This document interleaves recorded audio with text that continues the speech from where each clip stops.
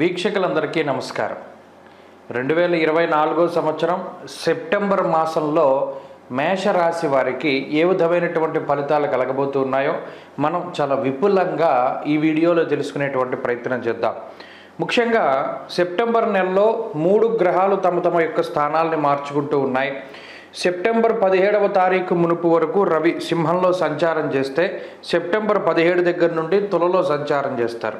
అలాగే 19వ తారీఖు వరకు కూడా శుక్రుడు కన్యలో సంచారం చేస్తే 19వ తారీఖు దాటాక శుక్రుడు తులలో సంచారం చేస్తారు.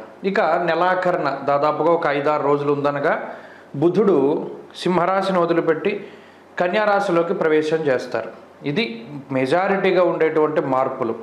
అయితే ఇప్పుడు ఈ మాసంలో ఉండేటువంటి గ్రహస్థితిని పరిశీలన చేస్తే మేషరాశి వారికి అనుకూలించేటువంటి గ్రహాలు 1 2వ స్థానంలో ఉన్నటువంటి గురుగ్రహం, తృతీయ స్థానంలో ఉన్నటువంటి కుజగ్రహం, అలాగే 5వ స్థానంలో ఉండేటువంటి బుధగ్రహం ఈ రాశి వారికి చాలా యోగదాయకంగా ఉన్నాయి. ఇక 4వ గ్రహం శనేశ్వరుడు కూడా లాభస్థానంలో చాలా యోగదాయకమైనటువంటి గ్రహంగా ఉన్నారు. ఇవే కాకుండా 17వ తారీఖు దాటాక రవి షష్ఠ స్థానంలోకి వెళితే అటు రవి కూడా యోగించేటువంటి గ్రహంగానే ఈ రాశి వారికి కనబడుతూ ఉన్నారు. అంటే మొత్తం ఈ మాసంలో 4 నుండి 5 గ్రహాల తాలూకు శుభ ఫలితాలు. ఆ 5 గ్రహాలు కూడా మళ్ళీ మామూలుగా చిన్న గ్రహాలు ఏమీ కాదు, చాలా బలంగా ఫలితాన్ని ఇచ్చేటువంటి గ్రహాలే. కాబట్టి మేషరాశి వారికి ఈ సెప్టెంబర్ మాసం అంతా కూడా యోగ్యమైనటువంటి మాసంగానే మనం చెప్పుకోవచ్చును. ప్రత్యేకించి తృతీయ స్థానంలో కుజుడు సంచరిస్తూ ఉండడం అనేటువంటిది చాలా మంచి విషయం. మరీ ముఖ్యంగా ఇష్టసిద్ధి సదారోగ్యం అనేటువంటి శాస్త్రవచనం ప్రకారం కుజుడు తృతీయ స్థానానికి కారకుడు. ఆయన ఆ స్థానంలోనే ఉపచయ స్థానంలోనే సంచరించడం వల్ల కుజుడు ప్రత్యేకించి హెల్త్, వెల్త్ అనగా ఆరోగ్యాన్ని, ఆర్థిక పరిపుష్టిని, ధైర్యాన్ని, సాహసోపేతమైనటువంటి చర్యలని వీటన్నిటికీ కూడా కుజుడు కారణమవుతారు. అంతేకాక జీవితంలో చాలా కష్టసాధ్యమైనటువంటి పనులు ఏవైనా ఉన్నా కూడా అవి ఈ నెలలో పూర్తి చేసేటువంటి పరిస్థితులకి కుజుడు కారణమవుతూ ఉంటారు.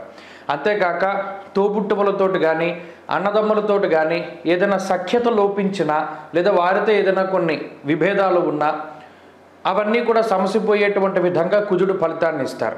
అంతేకాకుండా భూ సంబంధమైనటువంటి వ్యవహారాలు, అంటే చాలా కాలంగా ఏదైనా మీరు కొన్నటువంటి భూమి అది మీ చేతికి రాకుండా ఉన్నా, రిజిస్ట్రేషన్ అవ్వకపోతున్నా, లేదా ఏదైనా ఇల్లు కొందా ఉంటే అది వెనక్కి వెళుతూ ఉంటే ఇవన్నీ కూడా ఆ దోషాలన్నీ కూడా తగ్గుముఖం పట్టి భూ సంబంధమైనటువంటి క్రయ విక్రయాదులు అన్నీ కూడా చక్కగా ముందుకి ఈ మాసంలో సాగడానికి కుజుడు చాలా మంచి ప్రోత్సాహకాన్ని అందిస్తారు. కాబట్టి కుజుడు చాలా బలీయమైనటువంటి గ్రహం ఈ మాసంలో సెప్టెంబర్ నెలలో మేషరాశి వారికి. ఇక గురుగ్రహం ఇచ్చేటువంటి ఫలితం అది అనాదిగా వస్తూ ఉన్నది. గురుడు మారిన దగ్గర నుండి కూడా మేషరాశి వారికి ఆయన సంపూర్ణ శుభ ఫలితాన్ని ఇస్తూ ఉన్నారు. గురుడు కూడా మనస్సౌఖ్యం యశోవృద్ధి అనేటువంటి శాస్త్రవచనం ప్రకారం మానసిక ప్రశాంతతని, యశస్సు అనగా కీర్తి ప్రతిష్టలని, మరీ ముఖ్యంగా ఈ మాసంలో ఎవరైనా మేషరాశి వారు ఉద్యోగపరమైనటువంటి ఇబ్బందులు ఎదుర్కొంటూ ఉంటే వాటి నుండి బయటకు రావడం, ఉద్యోగంలో ప్రమోషన్లు సంపాదించడం, లేదా మీరు అనుకున్నటువంటి చోటుకి ట్రాన్స్ఫర్లను సంపాదించడం, లేదా ఉద్యోగంలో మీరు ఏదైతే మిమ్మల్ని నిరూపించుకోవాలి అని చెప్పి ప్రయత్నం చేస్తూ ఉన్నారో అటువంటి వాటికి అవకాశాలు ఏర్పడడం, పై అధికారులతోటి సమస్యలు తగ్గుముఖం పట్టడం, ఇలాంటి అంశాలన్నీ కూడా చక్కగా గురుడు మీకు అనుకూలంగా ఉండి ముందుకు తీసుకెళ్తారు. వాటితో పాటుగా గురు కుజులతో పాటు బుధుడు కూడా యోగిస్తూ ఉన్న కారణం చేత చాలా తెలివితేటలతోటి ముందడుగు వేయడం, లౌకికంగా అంటే లౌక్యంతో మెలుగుతూ ఉండడం. ఎవరైనా ఒక మాట అంటే దానికి సమాధానం చాలా గట్టిగా, అందున చాలా అందంగా ఎక్కడ ఇబ్బంది లేకుండా వారు తిరిగి సమాధానం చెప్పడం. గతంలో ఈ దెబ్బకి దెబ్బ తీసేటువంటి అవకాశాలు అంటారే అటువంటి ఏదైనా వచ్చినప్పుడు మేషరాశి వారు ఇబ్బంది పడ్డారు, సరైన సమాధానం చెప్పలేదే, మనం మాట పడిచ్చాం కదా అని. ఇప్పుడు ఈ బుధుడు లౌకికంగా ఎక్కడ ఎలా మాట్లాడాలి, న్యాయస్థానాది విషయాల్లో ఏ విధంగా ముందుకెళ్ళాలి, కోర్టు కేసులు ఎలా నెగ్గాలి అనేటువంటి వాటి మీద పూర్తి పటుత్వానికి ఆయన కారణమవుతారు. గురుగ్రహం ఇచ్చేటువంటి ఫలితం అది అనాదిగా వస్తూ ఉన్నది. గురుడు మారిన దగ్గర నుండి కూడా మేషరాశి వారికి ఆయన సంపూర్ణ శుభ ఫలితాన్ని ఇస్తూ ఉన్నారు.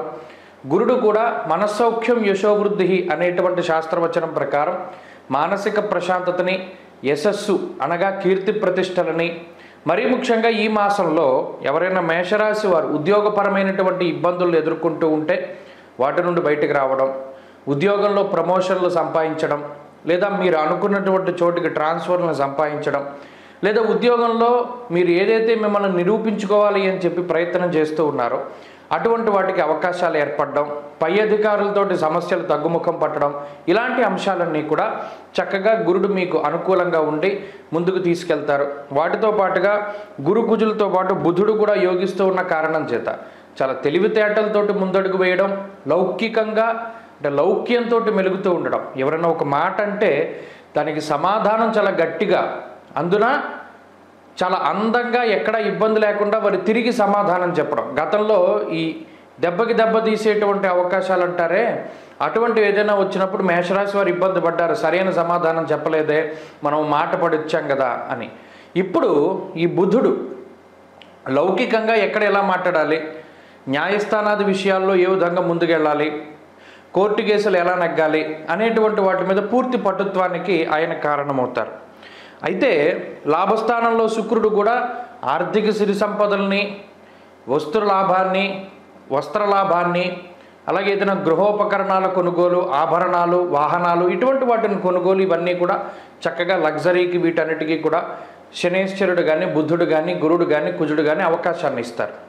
మ్యాక్సిమం చూసుకుంటే 17వ తారీఖు లోపు ఇన్ని గ్రహాలు యోగిస్తూ ఉన్నాయి. 17 దాటిన తర్వాత వీటితో పాటు రవి కూడా యోగిస్తారు. అందువల్ల ఈ మాసమంతా కూడా ఈ రాశి వారికి చాలా రాజయోగప్రదంగా ఉండబోతూ ఉన్నది. ఇక ప్రతికూలించే అంశాలు కూడా ఉన్నాయి. అందులో ప్రత్యేకించి 12వ స్థానంలో ఉండేటువంటి రాహుగ్రహం, షష్ఠ స్థానంలో ఉండే శుక్రుడు, ఈ శుక్ర రాహువుల వల్ల, అందులోనూ ఆ శుక్ర రాహువులు సమసప్తక స్థానాల్లో ఉండడం వల్ల స్త్రీ వల్ల సమస్యలు వచ్చేటువంటి అవకాశాలు ఉంటాయి. అధికమైనటువంటి ఖర్చులు ఏర్పడడానికి అవకాశాలు ఉంటాయి. అలాగే ఎవరైనా మోసం చేసి మీ దగ్గర డబ్బులు దొంగతనం చేయడానికో, లేదా మీ పేరు వాడుకుని ఎక్కడైనా సరే వారు కొంత లాభాన్ని ఆర్జించడానికో అవకాశాలు ఉంటాయి. కాబట్టి పెట్టుబడులు పెట్టేటప్పుడు, ఎవరికైనా డబ్బు ఇచ్చేటప్పుడు నమ్మి మోసపోకుండా ఉండడం చెప్పదగినటువంటి సూచన. ప్రత్యేకించి ఈ మాసంలో విద్యార్థులకి, లేదా చదువుకునేటువంటి వారు, విదేశాలకు వెళ్ళాలి అనుకునేటువంటి వారు, వీరందరికీ కూడా యోగదాయకమైనటువంటి సమయంగానే ఉన్నది. కాబట్టి సెప్టెంబర్ పూర్తి స్థాయిలో ఈ రాశి వారికి యోగిస్తుంది. మరింత అనుకూలమైనటువంటి ఫలితాల కోసం ఇక్కడ రాహు ఇచ్చేటువంటి చెడు ఫలితాలు తగ్గడానికి, శుక్రుడు ఇచ్చేటువంటి చెడు ఫలితాలు తగ్గడానికి ఎక్కువగా అమ్మవారి యొక్క ఆరాధనే చేయాలి. దేవీ ఖడ్గమాల స్తోత్రాన్ని పారాయణ చేస్తూ ఆదివారం నాడు రాహుకాల సమయంలో అమ్మవారి ఆలయంలో దీపారాధన చేయడం, లలితా సహస్రనామం కానీ, దేవీ ఖడ్గమాల కానీ పారాయణ చేస్తూ మినుములు కానీ, బొబ్బర్లు కానీ దానం చేస్తూ ఉండడం చెప్పదగినటువంటి సూచన. ఆ రకంగా చేయగలిగితే ఈ సెప్టెంబర్ మరింత అనుకూలంగా ఉంటుంది.